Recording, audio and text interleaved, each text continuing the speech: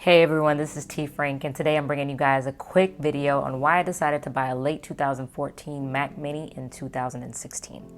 For a few years now, the mid-2010 13-inch MacBook Pro has been my primary computer.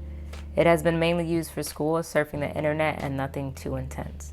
As you may or may not know, I recently started my YouTube channel, and let's just say my base MacBook Pro could not handle the editing software Adobe Premiere Pro, to the point that my computer lagged really bad when trying to scrub through my timeline, and I was not able to edit at all. Just in case you're curious or in a similar situation, I'm going to go ahead and list the specs of my MacBook Pro right here.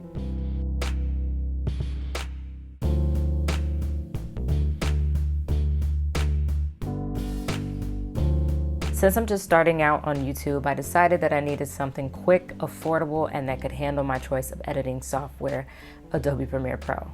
So I decided to go ahead and pick up the Mac Mini. At the time of purchase, I was able to find the Mac Mini priced at $649.99, and Best Buy was also willing to do a price match. As for the model I chose, I learned from my previous mistakes and decided not to go with the base model and selected the model above it. The specs for the model that I chose are as follows.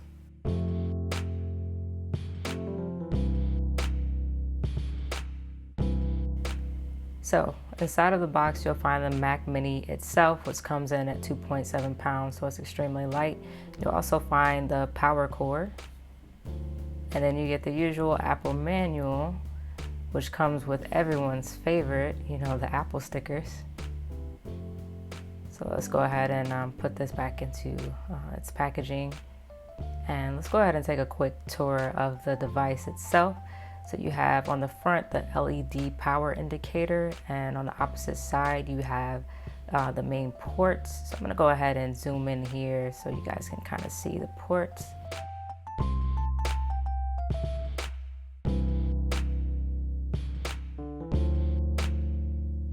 If you flip it over, it's important to note that unlike previous versions, the RAM is not upgradable, so you want to make sure at the time of purchase that you get the configuration that suits you best, and then also be careful when handling it because the edges are very sharp. So not included in the box but is needed is a keyboard and a mouse of your choice, and also a Thunderbolt to VGA or HDMI adapter depending on the monitor that you choose. So here's a quick look at my minimalist setup. The Mac Mini doesn't take up too much room on my desk, and you have the option of pairing the Mac Mini to a keyboard, mouse, and monitor of your choice. You definitely don't have to go with Apple's products. However, in my case, I already own a lot of these products prior to purchasing the Mac Mini. I'm currently using my old Dell 20-inch monitor, but will upgrade to a larger full HD display sometime in the future. I didn't plan on having to upgrade my MacBook Pro, but given my budget, I feel that the Mac Mini I selected will do the job. It allows me to run Adobe Premiere Pro and Final Cut Pro X with ease, and has a built-in speaker and comes with El Capitan pre-installed. The Mac Mini still has its faults, as the current version was released in late 2014 and Apple is not releasing information on whether or not they will be releasing a 2016 version, but my guess is that they will be doing so shortly. Also, as previously mentioned, the Mac Mini and the power cord are the only things that come in the box, so unless you have a monitor, keyboard, mouse, Thunderbolt to VGA, or HDMI adapter, you will need to factor this into your budget. Lastly, its small size does allow for the device to be portable, however, you will still need to bring along the monitor, keyboard, and mouse to use it. To conclude, this video is not intended to be a review, but does sum up my reason for buying the late 2014 Mac Mini.